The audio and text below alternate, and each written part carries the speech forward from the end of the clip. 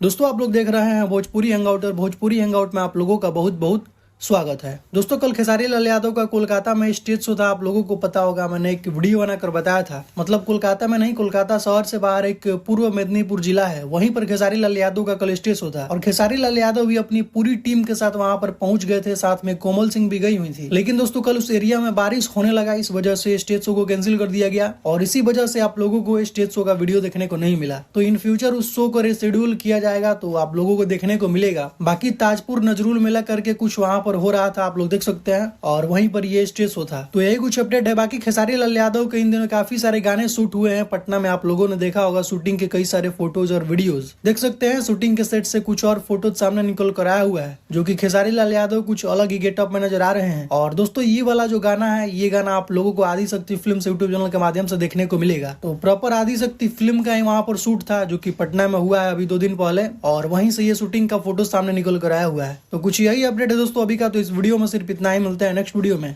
Thank you so much.